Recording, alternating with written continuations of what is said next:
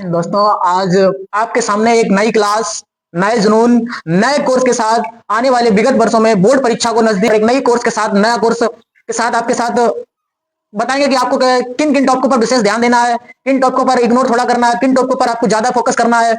उस क्लास को स्टार्ट करने से पहले आपको हम अपने अध्यापकों से इंट्रोडक्शन कराते हैं कि हमारा जो channel MSc education, MSc girls inter college है, इस चैनल पर अगर आपको वीडियो अच्छी लगे, हमारा पढ़ा हुआ पसंद आए, तो आप कृपया करके इस चैनल को सब्सक्राइब करें, लाइक करें और अपना जो भी फीडबैक हो वो हमें दें।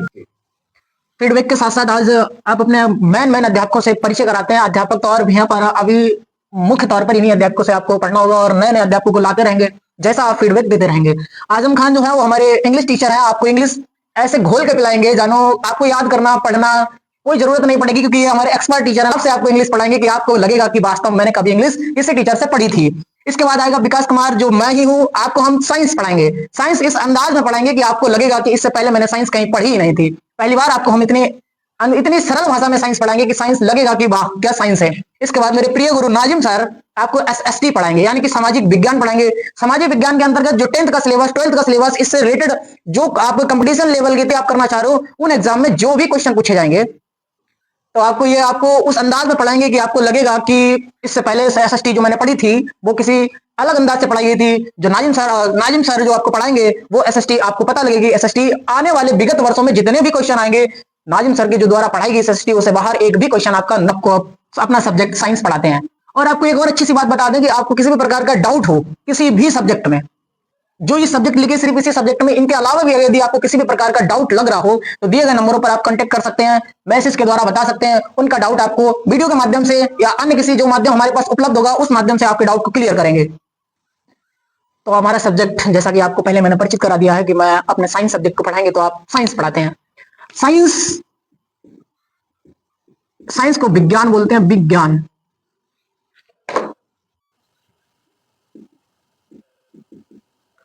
आखिर विज्ञान होती क्या है? विज्ञान, अगर कॉमन भाषा हम बोलना चाहें तो विज्ञान को हम बोलेंगे सुसंगठित, सुव्यवस्थित एवं क्रमबद्ध ज्ञान को विज्ञान कहते हैं। सुसंगठित, सुव्यवस्थित मतलब विज्ञान को पढ़ना अगर चाह रहे हो, विज्ञान के अंदर आप कुछ करके दिखाना चाह रहे हो, तो विज्ञान के अंतर्गत क्रमबद्धता बनाना बहुत जरूरी है। अगर आप इसके अंदर क्रमबद्धता नहीं बना रहे हो तो इस सब्जेक्ट से आपको बहुत परेशानी होगी आगे चल करके। जैसा कि साइंस के पिता जो है वो न्यूटन को माना जाता है, आइजैक न्यूटन। न्यूटन ने साइंस को, अब साइंस को पिता क्यों माना गया, न्यूटन को साइंस के पिता मानने के पीछे वजह थी, क्योंकि जितने भी खोजे हुई, नए नए प्रयोग किए गए, ज्यादा से ज्यादा न्यूटन का योगदान रहा उसमें, इसलिए इनको न्यूटन, विज्ञान का पिता न्यूटन को कहा गया। तो विज्ञान सिर्फ विज्ञान ही नहीं है, विज्ञान कई चीजों को अपने अंदर समाये हुए है। विज्ञान विज्ञान नहीं, विज्ञान के 3 पार्ट हैं। नंबर 1 पे आता है, जैसे बायोलॉजी इसी के अंतर्गत आती है, भौतिक विज्ञान इसी के अंतर्गत आती है जिसको फिजिक्स बोलते हैं, और रसायन विज्ञान यानी कि केमिस्ट्री भी इसी के अंतर्गत आती है। जैसे कि पहला हम लिखते हैं जीव विज्ञान, जीव विज्ञान, और दूसरे नंबर पे आता है भौतिक विज्ञान, भौतिक विज्ञान, और तीसरे नंबर पे हम लिखते हैं रसायन विज्ञान, रसायन विज्ञान। तो ये साइंस के 3 पार्ट हैं जो आपके सामने लिखे हुए हैं, जैसे जीव विज्ञान, भौतिक विज्ञान और रसायन विज्ञान। क्लास 10th की बात करें तो क्लास 10th में ये तीनों सब्जेक्ट एक ही बुक्स में दिए हुए हैं। कुछ बुक्स हो सकती है अलग अलग भी हो, बट हम आपको तीनों सब्जेक्ट पढ़ाने वाले हैं। जैसे पहला जीव विज्ञान लिखा, दूसरा भौतिक विज्ञान, तीसरा रसायन विज्ञान। इंग्लिश में बोले तो इसको जीव विज्ञान को इंग्लिश में बायोलॉजी बोलते हैं, और भौतिक विज्ञान को इंग्लिश में फिजिक्स बोलते हैं, और रसायन विज्ञान को इंग्लिश में केमिस्ट्री बोलते हैं। तो आज जो आपका टॉपिक स्टार्ट करेंगे वो हम स्टार्ट करेंगे भौतिक विज्ञान। इसके अंतर्गत जीव विज्ञान के भी पार्ट है। जब जीव विज्ञान आपको पढ़ाएंगे तब आपको बताएंगे कि जीव विज्ञान में कितने पार्ट है। रसायन विज्ञान के भी पार्ट है, तो रसायन विज्ञान जब आपको स्टार्ट करेंगे तो उसके भी पार्ट बताएंगे। तो आज का जो मेरा टॉपिक होगा वो भौतिक विज्ञान होगा। भौतिक विज्ञान यानी कि कुल मिला के जो 10th बोर्ड है, 10th में सब्जेक्ट जो साइंस के अंतर्गत है वो कुल मिला के लेसन 13 है। उन 13 लेसनों में जो भौतिक विज्ञान के हैं वो 4 लेसन दिए गए हैं। देखो आज हम पूरा आपको सिलेबस ही बता देते हैं कि 10th में कुल मिला के कितने सब्जेक्ट हैं और उन सब्जेक्ट को किस आधार पर पढ़ना है, किस सेकंड, सब चीज मायने रखती है अध्ययन करते समय। जैसे भौतिक विज्ञान का पहला चैप्टर आपको जो स्टार्ट होगा वो प्रकाश का परावर्तन तथा अपवर्तन स्टार्ट होगा। तो पहला यहाँ नाम लिखते हैं हम, प्रकाश, प्रकाश का परावर्तन तथा अपवर्तन। तो पहला चैप्टर आपका हो गया प्रकाश का परावर्तन तथा अपवर्तन। दूसरा चैप्टर है रंग बिरंगा संसार। इसमें आपको मानव नेत्र के बारे में पढ़ना है। तो मानव नेत्र तथा रंग बिरंगा संसार, मानव नेत्र तथा रंग बिरंगा संसार। और तीसरा जो है वो विद्युत के बारे में लिखा गया है, विद्युत। और चौथा चैप्टर है विद्युत धारा के चुंबकीय प्रभाव, विद्युत धारा के चुंबकीय प्रभाव। ये आपके 4 चैप्टर जो थे वो सिर्फ भौतिक विज्ञान के हैं, यानी कि फिजिक्स के हैं। इसके अलावा एक चैप्टर और आपका होता है, वो पर्यावरण से रिलेटेड होता है, कुछ बायो से मैच खाता है, तो वो आपको बायो में पढ़ाया जाएगा। इसके बाद केमिस्ट्री के कुछ चैप्टर हैं, वो केमिस्ट्री पढ़ाएंगे तब आपको बता देंगे। खैर अभी पे है, इन पार्टों पे, इन अध्यायों पे है। जैसे प्रकाश का परावर्तन तथा अपवर्तन, ये पहला चैप्टर है। दूसरा चैप्टर मानव नेत्र तथा रंग बिरंगा संसार, अगला है इसका विद्युत। उसके बाद नेक्स्ट चैप्टर यानी कि अंतिम फिजिक्स सांस यही लेती है आगे क्लास 10th में, विद्युत धारा या विद्युत धारा का चुंबकीय प्रभाव। विद्युत धारा का चुंबकीय प्रभाव, ये आपके चैप्टर थे। तो आपका पहला चैप्टर स्टार्ट हो गया, प्रकाश का परावर्तन तथा अपवर्तन। इस चैप्टर को स्टार्ट करने से पहले इस चैप्टर में ज्यादातर बातें प्रकाश पर दी गई हैं, तो आपको पहले हम प्रकाश बताते हैं। प्रकाश क्या है? प्रकाश, प्रकाश एक प्रकार, प्रकाश बोले तो लाइट, जो आप अच्छे तरीके से परिचित हैं। आप अपने कहीं भी सूर्य उगता है तो प्रकाश देता है, घर पे लाइट्स लगी हुई हैं और अन्य चीजें ऐसी है जिनसे प्रकाश निकलता है। तो प्रकाश एक प्रकार की ऊर्जा है जो हमारी आंखों को संवेदित करती है। संवेदित करती है तो हमारी आंखों पे आती है, लेकिन प्रकाश स्वयं दिखाई नहीं देता है। तो प्रकाश एक प्रकार की ऊर्जा है जो हमारी आंखों को दिखाई नहीं देती है। तो प्रकाश नॉर्मल सी बात है, सबको पता है। तो प्रकाश एक प्रकार का, जैसे हम लिख देते हैं यहाँ पर, प्रकाश एक प्रकार की, प्रकाश एक प्रकार की ऊर्जा है। ऊर्जा एनर्जी, ऊर्जा है जो हमारी आंखों को संवेदित करती है।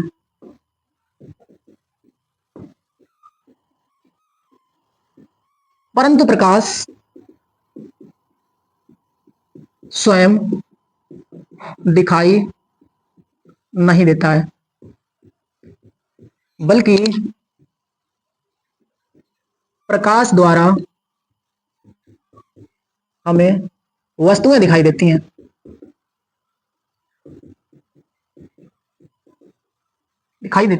अब प्रकाश पर, तो ये आपकी प्रकाश की परिभाषा हो गई। प्रकाश एक प्रकार की ऊर्जा है जो हमारी आंखों को संवेदित करती है, परंतु प्रकाश स्वयं दिखाई नहीं देता, बल्कि प्रकाश के द्वारा हमें वस्तुएं दिखाई देती हैं। जैसे आप हमको ही देख पा रहे हो तो प्रकाश के माध्यम से, और हमारे हाथ में जो भी चौक, डस्टर या मार्कर या बोर्ड कुछ भी वो देख पा रहे हो तो वो सिर्फ प्रकाश के द्वारा ही संभव है। यदि प्रकाश ना हो तो हम ऐसी चीजें देख नहीं पाएंगे। तो ये रही प्रकाश की परिभाषा। प्रकाश पर अलग अलग वैज्ञानिकों का मत रहा है। प्रकाश अलग अलग वैज्ञानिक, जैसे न्यूटन ने कहा है कि, हाइजन ने कहा प्रकाश एक प्रकार की तरंग है, जबकि न्यूटन ने कहा प्रकाश एक प्रकार का कण है।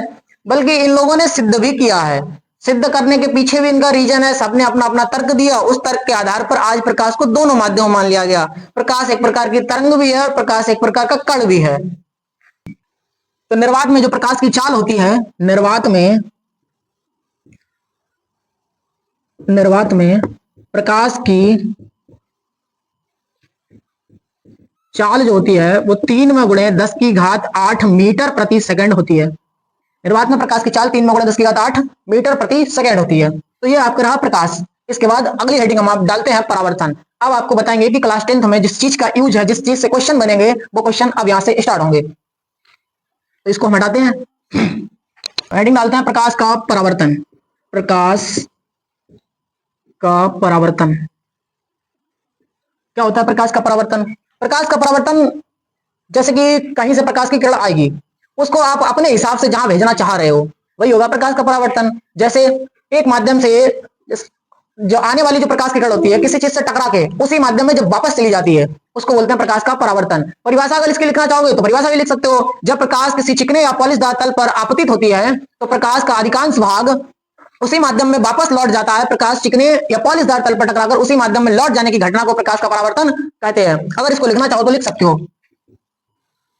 तो ये प्रकाश की परिभाषा रही, लिखना चाहो तो लिख सकते हो। जैसे हम पढ़ के बताते हैं, जब प्रकाश किसी चिकने या पॉलिशदार, जैसे कि आप कोई ऐसा चीज उठा लें जैसे चिकनी हो या पॉलिश इस पर लगी हो, उसको धूप में ले जाएंगे तो वो एक जगह से दूसरी जगह रिफ्लेक्ट हो जाती है। जैसे बचपन में तुमने क्या होगा कि इसके छिद्र से आ रहा प्रकाश, तो आपने घड़ी या कोई ऐसी चीज जैसे टिफिन हो गया, टिफिन से आप प्रकाश को रिफ्लेक्ट करके किसी आंखों पर मारते थे, ऐसी घटना की होगी। वही होता है प्रकाश का परावर्तन। जब प्रकाश किसी चिकने या पॉलिशदार माध्यम पर पड़ता है तो वह उसी माध्यम में, अब आप जिस जगह बैठे थे उसी जगह से किसी दूसरे बच्चे के कांटेक्ट पर तुमने टिफिन के द्वारा प्रकाश पहुंचाया था, क्या वो माध्यम चेंज हुआ था? ऐसा तो नहीं हुआ था कि आप जहां थे उसी माध्यम में प्रकाश दूसरी जगह पहुंच रहा था। तो भाई यहां लिखा है कि भाई उसी माध्यम में वापस लौट जाता है। इस घटना को प्रकाश का परावर्तन कहते हैं। तो प्रकाश का परावर्तन होता कैसे है? देखिए, आपको हम चित्र के माध्यम से समझाते हैं कि ये कोई तल है, ये एक तल है, यहाँ पर एक अभिलंब ले लेते हैं, इसको बोलते हैं अभिलंब, और इधर से कोई आने वाली प्रकाश की किरण है। जब ये अविलंब पर पड़ती है, यानी कि ये कोई चिकना और पॉलिशदार तल है, इसको नीचे चिकना या पॉलिशदार तल बोल देंगे। इस पर जब कोई प्रकाश की किरण पड़ती है तो जिधर से पड़ी है उसी माध्यम में दोबारा वापस लौट जाएगी। इधर से वो आई थी और इधर से निकल गई। तो आने वाली प्रकाश की किरण को बोलते हैं आपतित किरण और जाने वाली प्रकाश की किरण को बोलते हैं परावर्तित किरण। इसके बीच जिस जो लाइन डॉट डॉट से मैंने की है उसको बोलते हैं अविलंब। ये जो है आपका अविलंब है।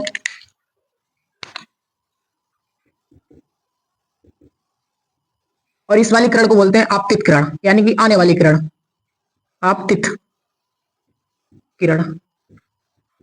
और ये परावर्तन के बाद, परावर्तन के पश्चात जो किरण जाती है उसको बोलते हैं परावर्तित किरण। नोट करना चाहे तो नोट कर सकते हैं। तो ये आपका रहा प्रकाश का परावर्तन। इसके आप नाम भी दे सकते हो, जैसे इसका नाम दे देंगे M1 M2, कोई धरातल है जो चिकना या पॉलिश धरातल है। ये आने वाली किरण को कुछ भी बोल देते हो, ये A है, ये B किरण बोल देते हो।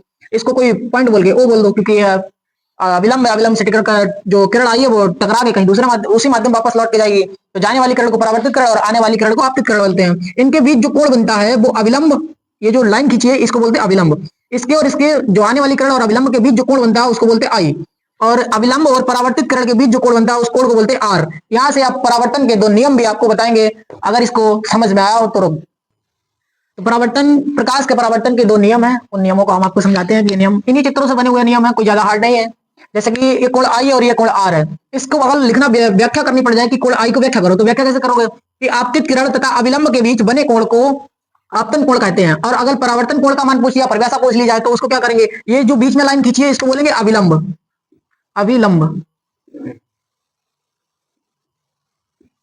तो अविलंब तथा परावर्तित किरण के बीच बने कोण को परावर्तन कोण कहते हैं। इनका पहला नियम है कि आपतन कोण का मान यानी कि आई का मान तथा परावर्तन कोण यानी कि आर का मान दोनों का बराबर होता है, यानी कि कोण आई बराबर कोण आर। और दूसरा नियम होता है कि आपतित किरण, परावर्तित किरण तथा अविलंब, ये तीनों के तीनों एक ही तल में होंगे, यानी कि आपतित किरण, परावर्तित किरण तथा अविलंब तीनों एक ही तल में होंगे। ये आपका पहला नियम है। दूसरा नियम है कि आपतन कोण बराबर परावर्तन कोण, यानी कि आपतन कोण का मान बराबर परावर्तन कोण के बराबर होता है। तो अगर आप लिखना चाहते हो तो लिख सकते हो कि आपतन कोण का मान, आपतन कोण, इसको आई से लिखते हैं, आपतन कोण का मान परावर्तन कोण आर के बराबर होता है। ये आपका पहला नियम है। दूसरा नियम है कि आपतित किरण,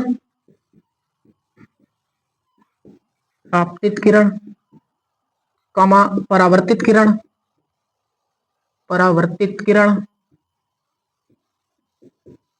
और अविलंब, ये जो बीच में डॉट डॉट की लाइन डाली है इसको बोलते हैं अविलंब। तीनों के तीनों एक ही तल में होंगे, तीनों एक ही तल में होंगे। ये आपके दो नियम हो गए। पहला नियम, आपतन कोण का मान परावर्तन कोण के बराबर होगा। आपतित किरण, परावर्तित किरण तथा अविलंब तीनों एक ही तल में होंगे। अब यहाँ से कई प्रकार के सवाल बनते हैं। आपको जो पढ़ा रहे हैं वो सिर्फ 10th लेवल से ही समझ के नहीं पढ़ाया जा रहा। आपको 10th 12th तथा कंपटीशन में जो क्वेश्चन पूछे जाते हैं या जेईई नीट्स तक के जो क्वेश्चन पूछे जाते हैं, उन क्वेश्चनों को ध्यान में रख करके आपकी जो पढ़ाई है वो जारी रखी जा रही है। इसमें क्वेश्चन कैसे बनता है, सेम चित्र अगर डिजाइन की जाए और यहाँ से आई और आर का हटा दिया जाए और फिर यहाँ से क्वेश्चन क्रिएट करेगा, आपको ये वाला मान दे देगा। मान लो ये वाला आपको मान दे दिया 60 डिग्री और कह देगा कि परावर्तन कोण का मान बताओ कितना होगा। तो ऐसे क्वेश्चनों को सॉल्व करने के लिए आपको जो कोण ज्ञात करना होता है वो अविलंब और आने वाली यानी कि आपतित किरण के बीच कोण ज्ञात करना होता है। अगर हम इस चीज को सिर्फ देखें, मार्कर पे ध्यान दें, जिस चीज को हम लाइन डॉट डॉट कर रहे हैं इसी चीज पे ध्यान दें कि ये कितने डिग्री का कोण बनाएगा। ये जो कोण बनेगा वो 90 डिग्री का कोण बनेगा, जिसमें तुम्हें एक कोण पता है कि नीचे वाला 60 डिग्री है। तो अगर ये 90 डिग्री है, 90 डिग्री में से 60 डिग्री वाला घटा लेंगे, 9 माइनस 60 डिग्री घटाएंगे तो ये 30 डिग्री बनेगा, यानी कि इसके बीच का कोण 30 डिग्री है। अब हमसे पूछा गया कि परावर्तन कोण का मान बताओ, और ये पहला नियम पता है कि आपतन कोण आई और परावर्तन कोण आर बराबर होते हैं। अगर ये 30 डिग्री है तो ये वाला कोण भी कितने डिग्री होगा, 30 डिग्री होगा। आशा करते हैं कि आपको समझ में आया होगा। तो आपने पहला प्रश्न कर लिया। पहला प्रश्न अगर ना समझ में आया तो दूसरे प्रश्न पे ध्यान दें। 2 नंबर प्रश्न सेम क्रिएट करते हैं। आपको ये प्रश्न चित्र बना के दिया जाएगा पेपर में और आपसे कोई एक क्वेश्चन पूछ लेगा, या तो आपतन कोण पूछेगा या परावर्तन कोण पूछेगा। तो जैसे हम आपसे दोनों प्रकार के क्वेश्चन क्रिएट कर सकते हैं। ये क्वेश्चन कितने प्रकार से बन सकते हैं, जैसे ये आपतित किरण हो गई और ये परावर्तित किरण हो गई, इसके बीच बने कोण को आई और इसके बीच बने कोण को आर कहते हैं। इस बार क्या गलती करेगा या सवाल एग्जामिनर जो क्रिएट करेगा वो दे देगा तुम्हें यहाँ से उठा के, कहेगा ये जो कोण है वो 75 डिग्री है, यानी कि 75 डिग्री है, और पूछ लेगा आपतन कोण का मान बताओ। दिया गया तुम्हें परावर्तन कोण के, वो भी जो तल है तल के साथ और परावर्तन किरण के साथ कोण दिया गया, और पूछ रहा है तुमसे आपतन कोण यानी इसका मान पूछ रहा है। पूछने वाला ये है, दिया गया ये है। तो इसको ज्ञात करने के लिए क्या करेंगे, तो फिर वही ध्यान देंगे कि इसके अंदर अविलंब और तल के बीच जो कोण बनेगा वो 90 डिग्री बनता है इसके बीच। अब ये 90 डिग्री है तो ये वाला कोण तुम्हें इतना ज्ञात है कि ये वाला कोण हमारे पास कितना है, 75 डिग्री है। तो ये 90 यानी कि 90 में से 75 कम करोगे तो कितने बच जाएंगे। अगर घटाना नहीं आता तो बेसिक तरीके से घटा सकते हो, 10 में से 5 गए, 5 बच गए, और यहाँ कितना बचा 8, 8 में से 7 घटाओगे 1, यानी कि ये वाला कोण कितने डिग्री का बनेगा आपका, 15 डिग्री का बनेगा। घटा लेते हो तो बेहतर बात है, खटाक से घटा दोगे 15 डिग्री है। अगर ये 15 डिग्री है तो अब तुम्हें ये नियम पर ध्यान देना पड़ेगा कि आपतन कोण आई और परावर्तन कोण आर दोनों बराबर होते हैं। अगर ये कोण आपका 15 डिग्री है तो ये कोण भी आपका 15 डिग्री ही होगा। ये आपका दूसरा क्वेश्चन रहा। दूसरा क्वेश्चन, तो आप अगला क्वेश्चन पर चलते हैं। तो अगला क्वेश्चन जो है, जैसे कि मान लेते हैं कि ये हमारा 35 डिग्री है, आपतन कोण है हमारा 35 डिग्री, और परावर्तन कोण पूछ लिया जाए तो परावर्तन कोण इसी फार्मूले से बेस्ड है, आसानी से निकल जाएगा। ये अगर 35 डिग्री आई का मान दिया है तो आर किसी के बराबर होता है, तो यहाँ से आर भी उतनी हो जाएगा 35 डिग्री। आपके 3 प्रकार के सवाल बन सकते थे, वो तीनों प्रकार के आपके सवाल मैंने बता दिए। एक और सवाल बनता है, अगर इजाजत दें तो चित्र बनाने में टाइम लगेगा, तो थोड़ा धैर्य रखें।